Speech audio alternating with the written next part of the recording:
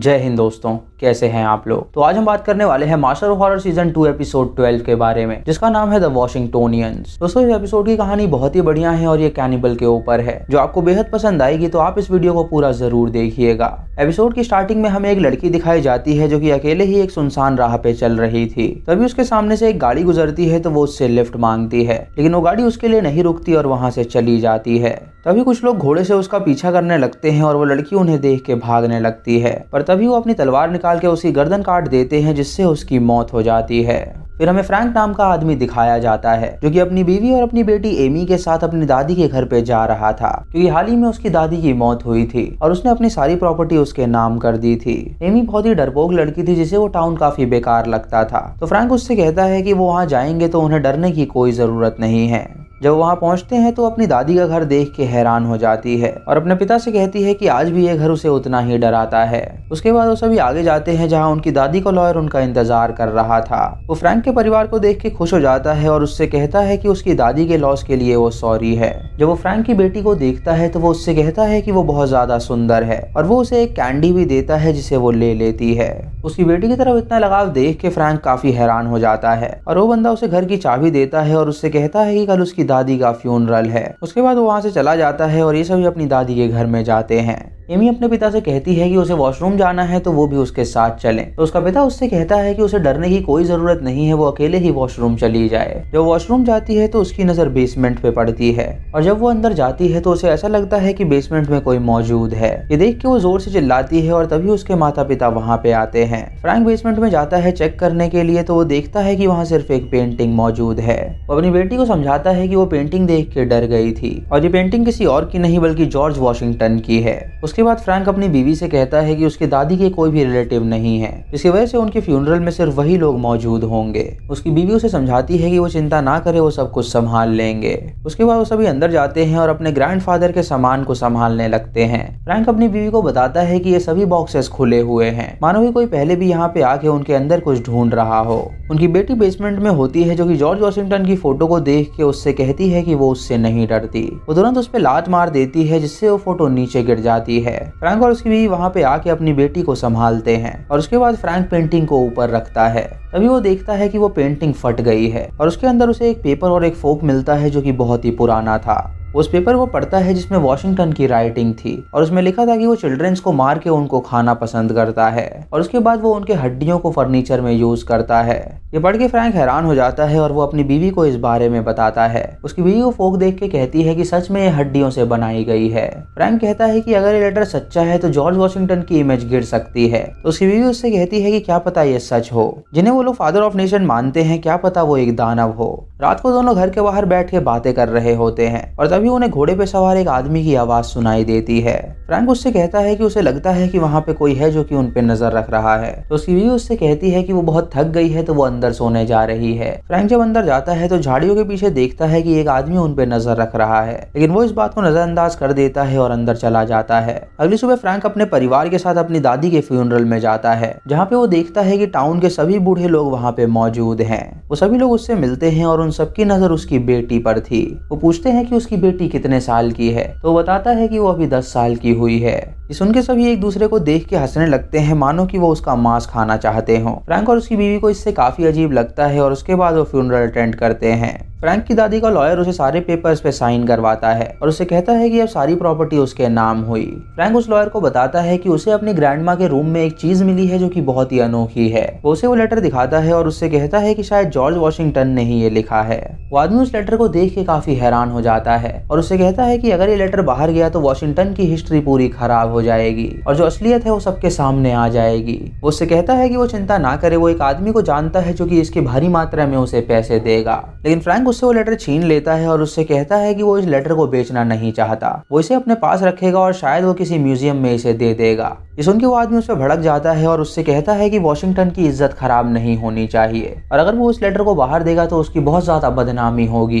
Frank को इससे काफी अजीब लगता है और वो वहां से चला जाता है। जब वो रास्ते में होता है तो घोड़े पे सवार एक आदमी उसका पीछा करता है, जिससे फ्रैंक काफी डर जाता है और वो तुरंत अपने घर की ओर भागता है। वो अपनी बीवी को इस बारे में बताता है तो उसकी बीवी ये सुन के हैरान हो जाती है। वो उससे कहती है कि शायद उस लेटर में जो भी लिखा हो वो सच हो और वो लॉयर भी इस सच्चाई को जानता है, तभी वो उस लेटर को पाना चाहता है। रात को वो लोग रेस्टोरेंट में जाते हैं डिनर के लिए, जहाँ एक बूढ़ी वेट्रेस आती है उनसे ऑर्डर लेने के लिए। वो पूरा नॉनवेज रेस्टोरेंट होता है जहाँ पे वेज का नामो निशान नहीं था, इसीलिए वो अपने लिए सिर्फ ड्रिंक ऑर्डर करते हैं। वो बूढ़ी वेट्रेस उसकी बेटी को देख के उससे पूछती है कि वो क्या खाएगी, तो वो उससे कहती है कि वो उसके लिए चॉकलेट मिल्क लेकर आए। ये सुन के वो लेडी हंसने लगती है और उसके गाल नोच के उससे कहती है कि वो बहुत ही क्यूट है खाने के लिए। ये सुन के फ्रैंक के मन में आता है कि यहाँ के सभी बूढ़े इतना अजीब तरह रिएक्ट क्यों कर रहे हैं। वो सबको देखता है जो कि जानवरों की तरह खा रहे होते हैं, जिससे उसे काफी अजीब लगता है और वो तुरंत उस रेस्टोरेंट से निकल जाता है। जब वो सभी अपने घर पहुंचते हैं तो देखते हैं कि उनका सारा सामान बिखरा हुआ है, मानो कोई वहां पे आके कुछ सर्च कर रहा हो। फ्रैंक अपनी बीवी से कहता है कि जरूर वो लोग यहाँ पे आए होंगे वो लेटर को ढूंढने के लिए। उसकी बीवी उससे पूछती है कि आखिर वो लेटर कहाँ पे है, तो वो उससे कहता है कि वो हमेशा उसे अपने पास ही रखता है। तभी वो वॉशरूम में जाता है और फोक को ढूंढने लगता है, जिससे उसे पता चलता है कि वो वॉशिंगटन के फोक को ले गए हैं। तभी उनकी बेटी को डेस्क पे एक हार्ट मिलता है, जिससे वो जोर से चिल्लाती है और वो लोग वहाँ पे तुरंत पुलिस को बुलाते हैं, जो कि उस हार्ट को ले जाते हैं। इंस्पेक्टर फ्रैंक से कहते हैं कि क्या उसे पता है कि ये किसने किया है, तो वो उसे बताता है कि उसे इस बारे में कुछ भी नहीं पता। ऑफिसर उसे बताते हैं कि उन्होंने हार्ट छोड़ा है, तो शायद वो उससे कुछ ट्रेड करना चाहते होंगे। सुन के फ्रैंक हैरान हो जाता है और उनसे पूछता है कि वो किन के बारे में बात कर रहा है, तो वो कहते हैं कि उनके पास जो कुछ भी है वो उन लोगों को दे दे, वरना उनके लिए अच्छा नहीं होगा। ये कह के पुलिस वहां से चली जाती है और फ्रैंक तुरंत अपनी कार में बैठ के अपने परिवार को लेके अपने घर पहुंचता है। वो अपनी बेटी से कहता है कि अब चिंता की बात नहीं है, वो लोग अपने घर आ गए हैं। रात को उसकी बेटी की खिड़की के बाहर एक आदमी आता है, जो कि उसकी खिड़की ठोकने लगता है। जब उसकी बेटी की आंखें खुलती हैं तो वो बाहर देखती है कि कोई आदमी खड़ा है जो कि वॉशिंगटन की तरह गेटअप में है। उससे पूछती है कि आखिर वो कौन है, तो वो आदमी उसे अपने दांत दिखाता है जो कि बहुत ही भयानक थे। ये देख के एमी जोर से चिल्लाती है और तभी उसके माता पिता वहाँ पे आते हैं। एमी उन्हें सारी बात बताती है तो वो देखते हैं कि बाहर कोई भी नहीं है और तभी उनका दरवाजा कोई खटखटाता है, जिससे वो सभी डर जाते हैं। फ्रैंक जब बाहर देखता है तो वो कई सारे आदमियों को पाता है, जो कि उसे चिल्ला के कहते हैं कि वो लेटर उन्हें वो सौंप दे, नहीं तो वो उसे और उसकी बेटी को मार के खा जाएंगे। उसकी बीवी तुरंत पुलिस को कॉल कर देती है और जब पुलिस वहां से आती है तो वो सभी वहां से भाग जाते हैं। अगली सुबह पुलिस वहां से बाहर निकल जाती है और फ्रैंक उसके बाद ब्रेकफास्ट करने के लिए जाता है, जहां उसकी बीवी उससे कहती है कि वो लेटर को उनके हवाले कर दे, लेकिन फ्रैंक उससे कहता है कि वो ऐसे ही लेटर को हवाले नहीं कर सकता। वो एक प्रोफेसर को जानता है जिन्होंने अच्छी तरह हिस्ट्री को पढ़ा हुआ है और वो इस बारे में उसकी मदद जरूर करेंगे। जब वो अपने ब्रेकफास्ट से एक बाइट लेने जा रहा होता है तो उसमें उसे कटी हुई उंगलियां नजर आती हैं, जिसे देख के वो और उसकी बीवी हैरान हो जाते हैं। उसके बाद फ्रैंक प्रोफेसर को कॉल करता है और उन्हें सारी बात बताता है, तो प्रोफेसर उससे कहते हैं कि वो जो उसके दरवाजे पे आए थे वो वॉशिंगटोनियंस थे और वो जॉर्ज वॉशिंगटन के कल्ट के मेंबर हैं। उससे पूछता है कि क्या उसने उनके दांत देखे, तो फ्रैंक उसे बताता है कि उनके दांत बहुत ही भयानक थे, मानो कि वो इंसान का मांस खाते हों। प्रोफेसर उससे कहता है कि उसके पास जरूर कोई चीज होगी जिसे वो लेने आए होंगे और वो शाम को उसके घर पे आ रहा है वो चीज देखने के लिए। तब तक वो अपने खिड़की दरवाजे बंद रखे क्योंकि वो बहुत ही खतरे में है। शाम को प्रोफेसर उसके घर पे आता है, जहाँ फ्रैंक उसे वो लेटर दिखाता है। प्रोफेसर वो लेटर देख के हैरान हो जाता है और उससे कहता है कि यही सच्चाई है। जिस वॉशिंगटन को वो लोग फादर ऑफ नेशन समझते हैं, असल में उसकी असलियत ये है, वो एक मॉन्स्टर है जो कि बच्चों का मांस खाया करता था और उसने वॉशिंगटोनियन नाम का एक कल्ट बनाया जिसमें सारे मेंबर्स यही करते थे। अगर लेटर बाहर निकल गया तो पूरी हिस्ट्री बदल दी जाएगी।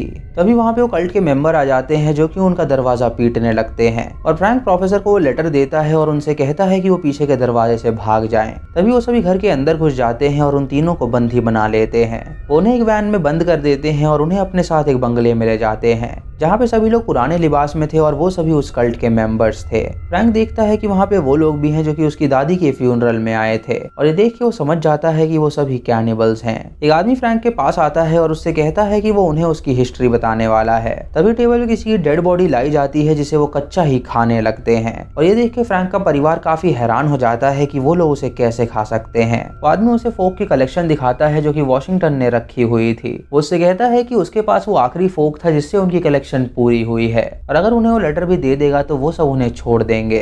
उन्हें वॉशिंगटन की एक तस्वीर दिखाते हैं और उन्हें बताते हैं कि जब वॉशिंगटन पहला प्रेसिडेंट बना था तो उसने एक इंसान को मार के खाया था। उसके बाद वो उसे दूसरी पेंटिंग दिखाते हैं जहाँ वॉशिंगटन कुछ लोगों के साथ वॉर में था और वहाँ पे खाने के लिए खाना नहीं था और वो लोग फंस गए थे, इसीलिए उसने एक एक करके अपने आदमियों को मारा ताकि सबका पेट भर सके। तब से वो कल्ट बन गया और वो चलता आ रहा है। वो बूढ़ा आदमी उससे ये भी कहता है कि उसके दादा और दादी उनके कल्ट के मेंबर थे। ये सुन के फ्रैंक हैरान हो जाता है और उनसे कहता है कि वो उसकी बेटी को कुछ ना करें, अगर उसे खाना है तो वो लोग उसे खा सकते हैं। जब वो लोग उसे मार के खाने वाले होते हैं तो तभी दरवाजा खुलता है और प्रोफेसर स्वॉट टीम के साथ वहाँ पे आता है जो कि गोलियों से उन्हें छन्नी कर देते हैं। उस कल्ट के सभी मेंबर मेंबर्स की वहीं पे मौत हो जाती है और प्रोफेसर फ्रैंक के परिवार को वहां से बाहर निकालता है। प्रोफेसर उसे लेटर देता है और उससे कहता है कि अब सब कुछ गवर्नमेंट के हाथ में है, तो वो चिंता ना करे और वो सच जाके सबको बताए। फिर हमें 6 महीने बाद की कहानी दिखाई जाती है, जहाँ पे एक डिलीवरी मैन आता है फ्रैंक के घर में खाना डिलीवर करने के लिए। जब वो उसे फूड डिलीवर करता है तो वो उसे छुट्टे $, देता है, जिसपे से वॉशिंगटन की फोटो हट गई थी और वहाँ पे बुश की फोटो लग गई थी,